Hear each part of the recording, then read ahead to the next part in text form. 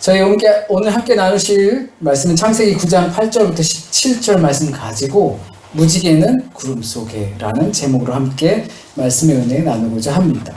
노아의 방주 그리고 노아의 홍수, 무지개 이야기가 담겨져 있는 매우 다초점이 있는 이야기입니다. 그러니까 고대 근동, 옛날 메소포타미아의 이야기, 바빌론, 수메르 신화 이런 것들을 보게 되면 참 많은 이야기가 유사한 이야기가 오늘 성경의 이야기처럼 나옵니다. 그러나 무지개는 구름 속에 있다라는 초점을 가져서 오늘 말씀을 전하고자 합니다. 아마도 모르긴 몰라도 노아 홍수 이야기를 모르시는 분들은 없을 거라 생각이 됩니다. 제 뒤에 있는 이 조각상도 노아의 방주를 표현한 작품이죠. 하나님께서 죄악으로 더러워진 세상을 이제 깨끗이 청소하기로 마음을 먹으셨고 그에 대한 마지막 기회로 노아를 통해서 방주를 지으라고 하셨습니다. 그 방주 안에 들어오는 자는 살고 밖에 있는 자는 죽을 수밖에 없다라는 이야기입니다. 이 정도 이야기는 우리에게 잘 알려진 이야기입니다. 교회를 다니는 친구가 있다든지 아니면 교회 시설에 유치원을 다녀봤다든지 하게 되면 적어도 이런 정도까지의 이야기는 우리가 알고 있습니다. 여기서 조금 더 안다면 그 배에 탄 것이 동물의 암수 쌍으로 탔다라는 정도입니다. 그리고 비가 내린 기간이 한 40일 정도 됐다라는 것이고 또 비가 다 그친 후에 까마귀와 비둘기를 통해서 땅이 다 말랐는지 물이 다 내려갔는지를 확인했다는 겁니다. 그리고 좀 더 알면 방주에서 나온 노아가 하나님께 감사 제물을 드렸다라는 겁니다. 그리고 하나님은 다시는 지금과 같이 땅을 멸하시지 않겠다라는 약속을 하셨다라는 정도일 겁니다. 그 증거로 무지개를 주셨다. 그리고 오늘 본문은 홍수 후에 땅을 멸하시지 않겠다. 그리고 그 증거로 무지개를 너희에게 주셨다라는 좀 더 구체적인 이야기가 담겨져 있습니다. 그래서 우리가 노아의 이야기를 통해서 즐겨 듣게 되는 성경 해석은 대부분 이렇습니다. 심판하시는 하나님을 떠올리게 합니다. 이 해석이 좀 더 나가면 이 땅에서 우리가 경험하게 되는 대재앙들을 하나님과 연결시키게 되기도 합니다. 우리가 살아가면서 경험할 수 있고 듣게 되고 내가 직접은 아니어도 많은 피해 사실을 연관시킵니다. 하나님께서 주시는 재앙이라고. 그래서 의로운 자의 죽음, 그리고 무지한 자의 죽음, 무지한 자의 죽음까지도 연관시켜 우리는 생각하게 됩니다. 그러나 성경은 전제를 하고 이 재앙에 대한 홍수에 대한 이야기를 하고 있습니다. 땅에 악이 가득했다. 그러나 노아는 의인이었다. 소돔과 고모라가 멸망할 때도 10명의 의인이 없어서 그들이 망하고 다 멸망하게 되었다라는 이야기입니다. 그 전제가 성경에 이미 전제를 해놓고 그 이야기, 사건이 있었다라고 설명을 합니다. 전제 자체가 의인의 무고한 죽음이 이 대형벌 속에 있지 않습니다. 하지만 우리가 현실에 경험하는 그 대재앙과는 그 설정 자체가 다르다는 것을 우리가 인식하지 못합니다. 홍수가 났고 성경 속에서도 났는데 우리에게도 나면 과연 그 재앙은 혹시 의인이 없어서 나는 건가? 하나님께서 주시는 심판인가?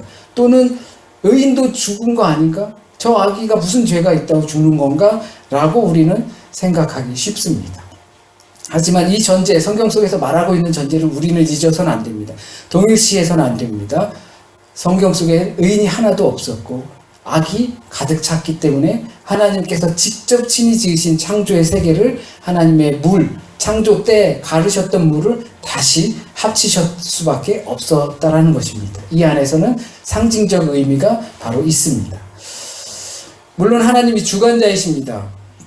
하지만 그런 것 때문에 예기치 못한 어려움을 당한 사람들에게 심판받는 것이라는 해석이 나올 수 있습니다.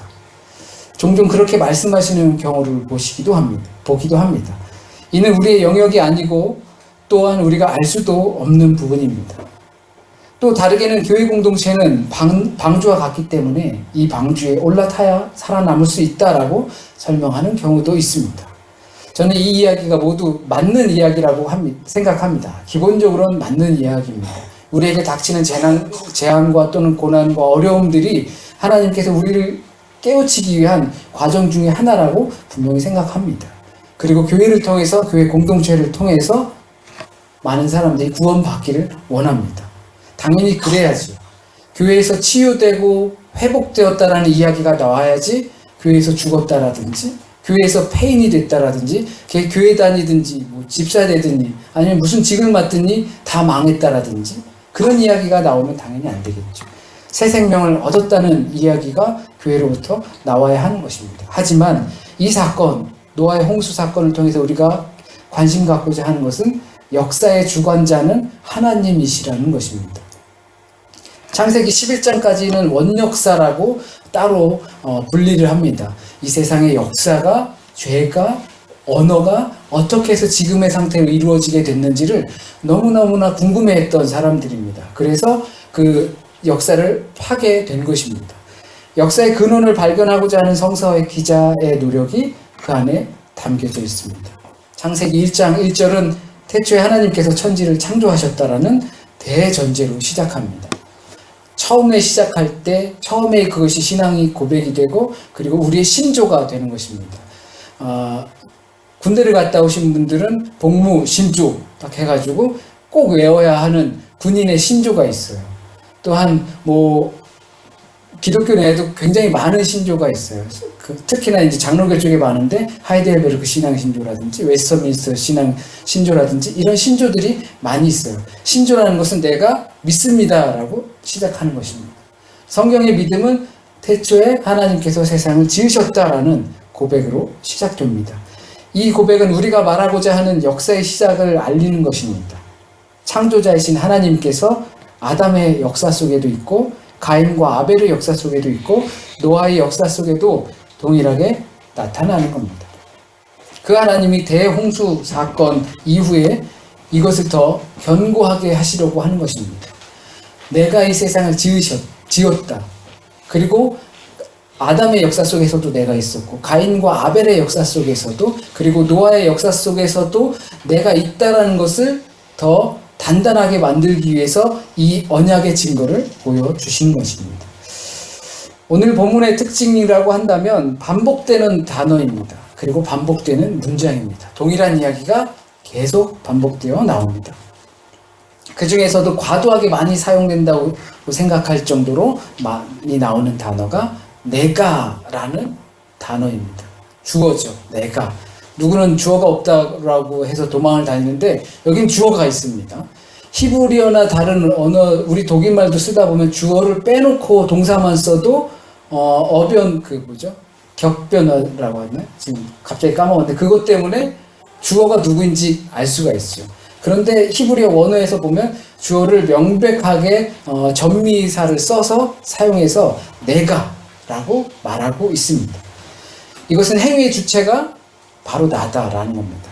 이 사건의 역사 속의 주체가 바로 나 하나님이라는 겁니다. 주체가 곧 하나님입니다. 이 역사의 주관자가 바로 하나님입니다.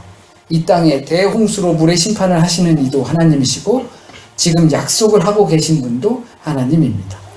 이 역사의 주관자로서 하나님께서는 노아에게 앞으로의 일들에 대해서 약속하십니다. 다짐하시는 겁니다. 약속이라고 하면 서로 간의 약속인 것 같지만 성경 속에서 특히나 이 부분 속에서는 내가 약속은 다짐을 하는 겁니다. 우리 어머니나 아버지들이 자녀들에게 약속을 할 때가 있는데요. 막 화를 내고 야단을 치고 난 다음에 약속을 해요. 다시는 그러지 않을게 라는 것은 대부분 다짐이에요. 내가 너에게 그렇지 않을게 라고 하는 다짐이자 약속인 거예요. 나 스스로 약속입니다. 하나님은 지금 이 시점에서 내가 다시는 너희들에게 멸하지 않을 거야 라고 약속 또는 다짐을 하고 계시는 겁니다. 스스로. 성경에 있는 언약의 표현이 바로 계약이라고 할 수도 있을 텐데 바로 이러한 내용으로 하나님은 자기 스스로 다짐을 하시고 자기 자신과 약속을 하고 계신 겁니다. 그러니까 일방적인 약속입니다. 나만의 약속입니다. 약속하면 떠오르는 사람이 있죠? 아브라함. 하나님은 아브라함에게 자꾸 나타나셔요. 자꾸 찾아오셔요. 그래서 내가 너한테 약속한 거 기억하지? 내가 너한테 이런 약속을 했어. 라고 자꾸 상기시켜요. 누가 물어봤냐고. 근데 자꾸 와서 아브라함에게 자꾸 상기시켜요. 너 아들을 낳을 거야. 아, 이스마엘이죠? 아니야, 다른 아들이 또 있어. 그리고 큰 민족을 이룰 것이고, 그리고 이 나라를 갖게 될 거야. 그걸 자꾸 상기시켜 주십니다. 그럼 무슨 이야기입니까? 내가 그렇게 할 거라고 다짐을 하고 계신 겁니다. 역사의 주관자가, 그 주관자가 바로 나라고 다짐하고 계신 겁니다. 이 이야기는 다르게 해석하면 왜 혼자 그렇게 책임지고 다짐하고 약속하는가? 내가 책임지겠다라는 겁니다. 내가 뱉은 그 언약인데, 내가 내놓은 약속인데, 나의 다짐인데, 그것은 내가 책임지겠다라는 것입니다. 왜 하나님께서 그렇게 책임을 지셔야 할까요? 임금이 어떠한 하인들에게 약속을 해요. 내가 다짐해요. 내가 너네들 기본 봉급은 지켜줄게 라고 다짐해요. 왜 그렇게 해야 돼요? 내가 책임자이기 때문입니다. 내가 책임자가 아니면 그거 기본 시간당 얼마 그거 지킬 필요 없어요. 나는 받아야 할 대상이라면 그런 겁니다. 거기에 책임이 있다라는 것은 내가 책임을 지고 있는 사람이기 때문입니다. 그래서 그 책임으로서 하나님은 어떻게 그 책임을 지시는가? 다시는 너희를 멸하지 않겠다라는 책임이 어떻게 지시냐면 바로 십자가 예수 그리스도의 사랑과 부활입니다. 독생자를 보내신 것이고 내가 책임질 테니까 다시는 멸하지 않겠다고 했잖아. 책임지는 것을 예수 그리스도를 주신 것입니다. 또는 그것을 하나님이 친히 십자가에 달려 돌아가신 것입니다. 그것을 내가 책임지겠다라고 그 책임의 답을 보여주신 것이 바로 십자가 약속입니다. 약속을 지키는 행위를 그렇게 우리에게 보여주신 겁니다. 그런데 왜 그렇냐는 거죠. 잘못을 했으면, 우리 사고를 따지면 잘못을 했으면 벌을 받고 책임을 지는 것이 인지상정인데 하나님께서는 왜 자신이 책임을 지시겠다고 하시는 걸까요? 하나님이 주관자이기 때문입니다. 그가 우리의 주인이기 때문입니다. 그가 우리를 만드셨기 때문입니다. 그렇기 때문에 하나님께서 스스로 책임을 지시기 되는 겁니다. 그렇다면 그 약속의 내용이 무엇입니까? 다시는 멸하시지 않겠다는 겁니다. 다시는 물로 홍수로 이 땅을 멸하시지 않겠다는 겁니다. 내가 내 약속을 세우는데 그 내용은 사람은 물론 땅의 모든 생명도 다시는 대홍수의 심판과 같은 심판이 있지 않을 것이다 라고 그 내용을 말합니다. 이것은 계속 반복되는 단어이고 또 계속 반복하여서 말씀하시는 문장입니다. 나의 피조세계를 다시는 멸하지 않겠다 다짐하십니다. 여기에는 너희가 죄를 짓지 않으면 이라는 식의 어떠한 전제도 들어가지 않습니다. 너희가 죄를 짓지 않으면 내가 멸하지 않겠다라는 그런 전제가 전혀 없습니다. 너희는 죄 짓는 자들이야. 그러면 어떻게 해? 내가 책임져야지 뭐. 내가 지었으니까. 내가 만들었으니까. 이것이 새 생명을 얻어 하나님의 창조세계에 거하는 자들에게 하나님의 약속입니다. 자기 자신을 내어주사 죽기까지 그렇게 사랑하셨습니다. 이렇게 전개를 하니까 하나님의 약속이 애초에 무슨 약속이었는지 알게 됩니다. 단순히 멸하시지 않겠다, 내가 책임지겠다 라는 것으로 그러니까 물로는 멸하시지 않으니까 또 다른 걸로 멸하시나 라는 내용을 상기시키기가 우리는 쉬운데 하지만 그것이 아니라는 내용이 우리는 알 수 있습니다. 가끔 오늘 본문에서 심판을 아주 안 하신다는 것이 아니라 물로 하는 심판은 다시 없을 것이다 이렇게 이해하는 경향도 있습니다. 아주 틀린 것은 아니겠죠. 문자만 보고 구약 성경의 노아의 사건만 본다면 그렇게 할 것입니다. 하지만 이 원역사의 본문을 설교할 때면 당시 그 고대 신하들과 후대에 나온 이스라엘 성경은 정말로 너무나 유사한 내용이 담겨져 있다는 것을 알게 됩니다. 하지만 분명한 것은 신학적인 큰 차이가 있다는 것을 우리는 그 생각을 갖고 이것을 대해야 합니다. 우리 신학적인 차이라고 한다면 방금 말씀드린 하나님의 약속이자 다짐이라는 것은 내가 책임지되 그것을 행위로 보여주시는 책임입니다. 예수 그리스도 이 땅으로 말씀이 육신이 되어 이 땅에 오시고 그 육신을 통해서 너희에게 대신 제물로 바쳐지는 것입니다. 이것이 우리가 구속사적으로 구약 성경을 볼 때 이해할 수 있는 방법입니다. 혹시라도 뭐 여러 가지 다른 바벨론 신화, 수메르 신화 이런 것들을 보시게 되면, 관심 있어서 보시게 되거나 다큐멘터리를 보시게 되면 11장까지 너무너무 똑같은 내용이 많이 있습니다. 심지어 모세 이야기는 똑같아요. 모세 이야기는 똑같습니다. 그러니까 우리는 대번에 생각이 들 수 있어요. 뭐야? 똑같잖아. 이렇게 생각을 할 수 있어요. 그런데 그런 신화적인 내용을 가지고서 기독교 성경에서 말하고자 하는 부분은 분명한 신학적 방향이 있다는 겁니다. 바로 오늘 읽은 본문을 통해서는 예수 그리스도를 보내주시고 말씀 육신이 되어 오셔서 우리에게 그 역사의 주관자가 되신, 책임을 지시는 하나님이라는 것을 보여주는 사건입니다. 그런데 우리는 이 하나님의 역사, 그 역사의 주관자라는 것을 실감하면서 지금 우리의 생활을 하고 계십니까? 문제는 이 역사의 주관자라는 표현이 아무 감정이 없다라는 겁니다. 감동이 없어요. 하나님이 역사의 주관자이십니다. 상투적이에요. 거기에 대해 그냥 문자고 그리고 표현이지 나랑 뭔 상관이야. 내가 하나님이 역사의 주관자십니다 했을 때 막 감동이 되세요? 안 되죠. 그냥 글자예요.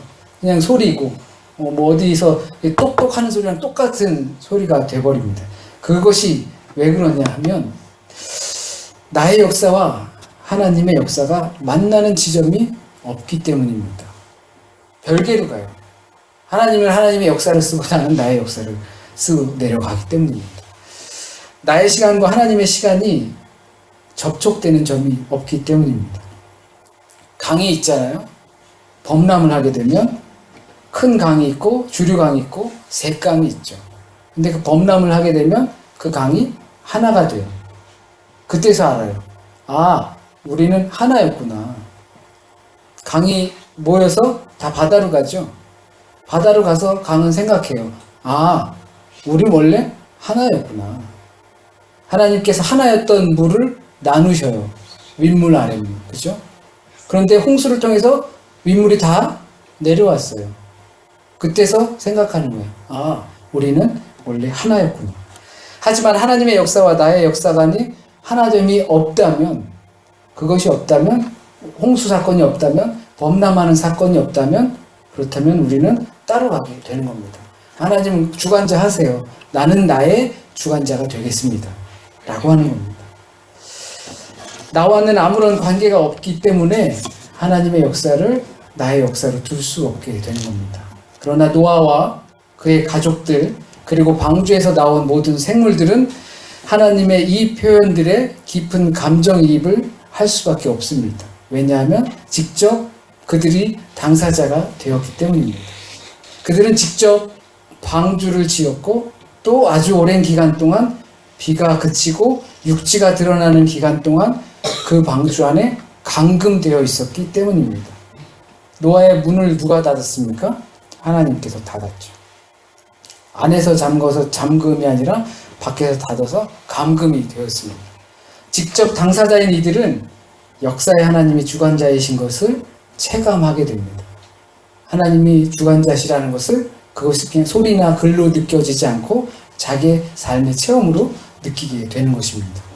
이들처럼 하나님의 약속이, 역사가 나의 역사처럼 내 안에서 이루어질 수 없는가라는 생각이 있다면, 그러길 바란다면 우린 노아처럼 방주를 지어야 합니다.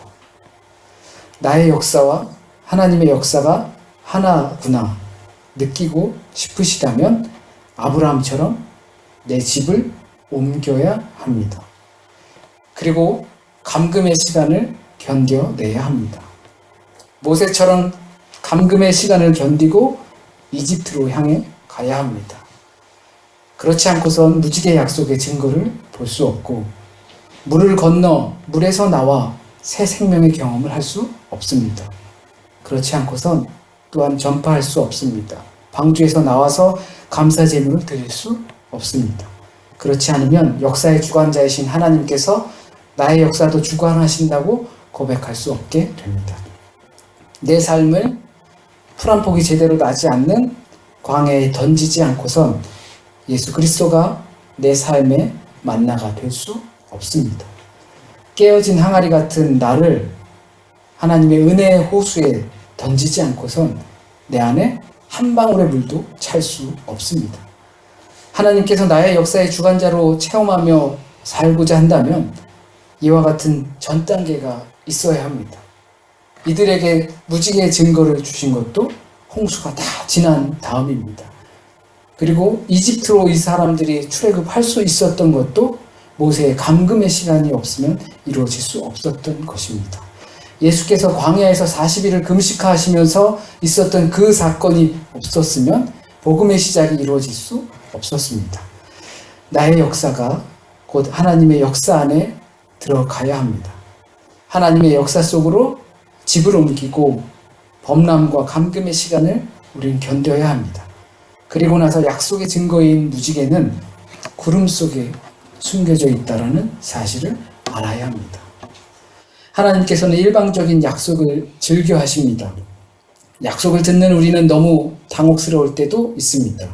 꼭 이렇게까지 해야 하는 건가 하는 모래알 같은 마음이, 아주 작은 의심이 우리의 양말 속에 들어와서 걷다가 보면 그게 막 움직여서 우리의 발을 따끔따끔 놀래게 아프게 합니다. 하지만 하나님의 약속은 꼭 성취되십니다.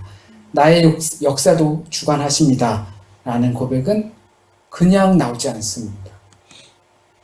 약속의 증거인 무지개는 구름 속에 있습니다.